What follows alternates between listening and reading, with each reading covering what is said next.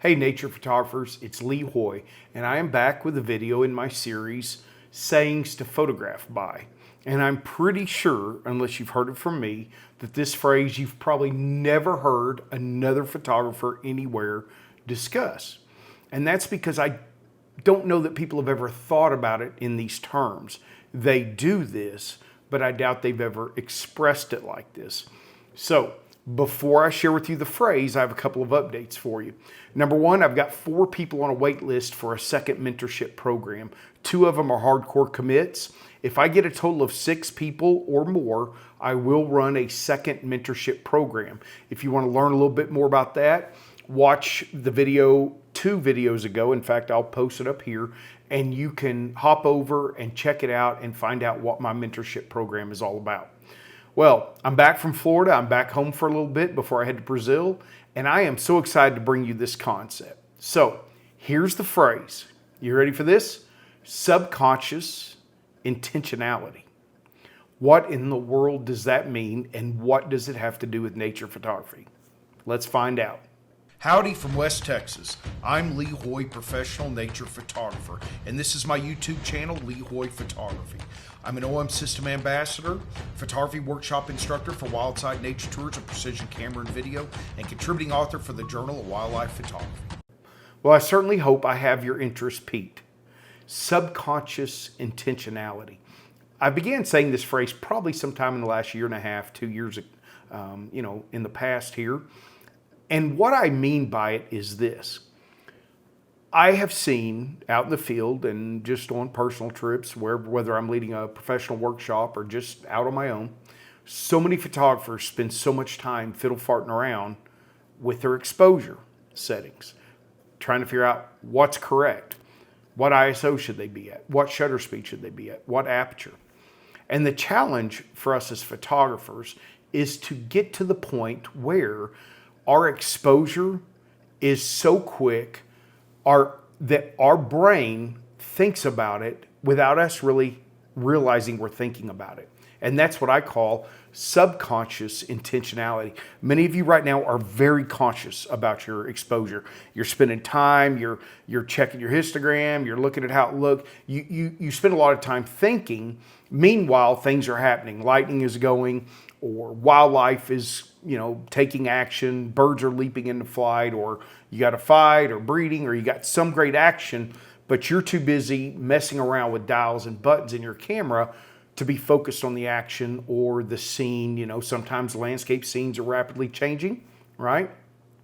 Well, I hate seeing people struggle with this. This is the technical side of photography, and the more you master the technical side of photography, the more you are freed up to focus on the creative side of photography in the moment. Okay? There's one thing about creative photography, post-processing and cropping post-image capture, but the more we can minimize all of that and do it in camera, the more powerful your images will be. Remember, our goal is visually compelling images. So I have some tips. How do we move to subconscious intentionality regarding exposure? What steps can you take? What habits can you develop? How can you expand your knowledge and your skills where you no longer even have to think about which dial to adjust for shutter speed and what direction you need to move, and that you don't even think really about where your shutter speed needs to be? It just happens to be there. Or you know what depth of field you want for this image, and you can quickly pick your aperture without really having to spend much time thinking about it. You just do it. If you think about driving a vehicle, many of you have habits and practices. We don't think about what we're doing, we just do it. If you've ever ridden a motorcycle, there's a when you go to turn a motorcycle, you have to actually press the opposite direction, and the motorcycle will then go that way. You do that subconsciously if you're a good motorcycle rider. If not, you probably are going to go head over the handlebars at some point. So with photography, we want to get to subconscious intentionality. So here's tip number 1. Instead of chimping, we are constantly anticipating the next shot and thus your settings. So if you're walking down a trail, or you're in a boat, or you're driving along, if you are going from one area of light to another where light quantity, light quality changes, you're making your adjustments to exposure before there's a photographic opportunity. You are staying on top of your game. You're checking live highlight alerts to see what the proper exposure is for what may occur, not what is in front of you, but what might occur. Okay? So instead of chimping, you are constantly anticipating your settings for the next shot, not the shot you just took. Now, every now and then as a beginner amateur, you need to take a look at your image and see, how am I doing on my exposure? But over time, that should occur less and less and less, because you just know you nailed exposure. Yep, autofocus may or may not nailed it. We can find that out when we're culling images in photo mechanic, right? So, second tip on developing subconscious intentionality. Learn to focus your photography for a time period. So, when I was younger, I would carry a long lens, a macro lens, a medium telephoto lens, and I was ready for everything. And I learned over time that if I really want to capture visually compelling images, I need to hone my focus. I need to put on blinders. That means we're not trying to do landscape, macro, and bird and flight all at the same time. Okay? We're not looking for every single opportunity and taking home thousands of mediocre shots. We want to get to where if I'm going to go out and do macro, I'm not carrying a long lens with me. But Lee, what if it's okay? It's okay. Focus your photography for a time period. And what I mean is, maybe you're going to go out in the morning and just do macro. Maybe that afternoon you want to go do birds and wildlife or landscape, right? Here in Big Bend at my home, like right now, we're in great storm period. It's July, August, we get monsoons. Well, this is a great time to do landscapes here. September, October, not so great. So I'm going to hone my time. August, September, October, the macro opportunities blow up here because the monsoon seasons has come. So I have even cycles of photography focus when I am at home or when I go on certain trips. I've learned to leave certain lenses behind and just say, yeah, I might miss that shot, and that's okay. So, and that's kind of point number 3, learn to be comfortable with missed photographic opportunities in order to maximize your chance of capturing a visually compelling image. Okay? It's okay if you miss shots. I've learned to be completely content with knowing I am going to miss shots, but that means I'm going to capture better images overall. When we are trying to do everything, we'll be nothing. But as we hone our abilities to be much more laser focused, you will see your photography improve. And over time, then you might get better at being able to have a macro lens and a wide angle lens and do landscape and macro. But even now, I don't do that often. I will occasionally carry a long lens and a macro lens, but I found, the white sand forest trail in the Amazon, there are birds, but many of them are way up high. I don't even take my long lens. Almost every other client has their long lens. Awesome, great. But I have yet to see really many visually compelling images from that trail. But oh my gosh, the macro opportunities are outstanding. And so I put on my knee pads, I get ready to kneel down, and I'm ready to capture some great macro images. Okay? Tip number 4, you ready for this one? We're going to quit worrying about what metering mode we should use. Put it in evaluative and leave it. We're going to rely mostly on our live highlight alerts for our exposure. Now, unless you're using flash, then your live highlight alerts are meaningless. Shooting night sky images, too long an exposure for live highlight alerts to be effective. And once you get to exposures about 3 seconds or longer, that's with the OM1 Mark II, with the OM1, probably a second or longer, it's not as accurate. And with the EM1X and going further back, it's even less so, okay? But we're not going to worry about metering mode, because when we're using live highlight alerts, that is the fastest visual cue for exposure. I don't even care if I have a meter in my camera. Don't need it with live highlight alerts, okay? Before mirrorless, before OM system mirrorless with live highlight alerts, I needed a meter, absolutely. It's completely useless if you learn to exposure images the way I'll teach you through my videos or mentorship program or out in the field. Now, if you're not an OM system shooter, if you got Sony, you got the zebra pattern, that should be on. Other camera brands, if you don't have live highlight alerts, you need a meter.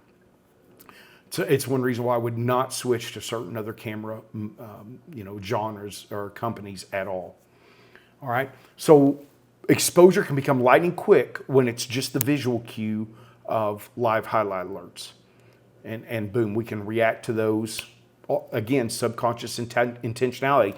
If I have an eagle flying through a scene and it banks and suddenly I see red on the head, my mind just quickly moves my shutter speed to the right. That's faster. For 1 click or 2 clicks, which is a third or 2/3 of a stop, it disappears. I keep shooting. I just do it. I don't think about, oh, I need to do this. I just see it and react. Okay, 5th tip. We need to absolutely master the dials and buttons that we use to adjust our shutter speed, aperture, and ISO.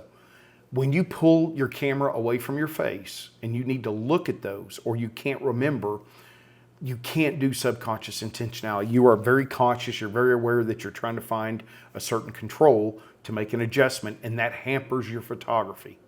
Again, this is a process. You aren't going to do this perfectly overnight, but start forcing yourself to not look at your camera to make adjustments.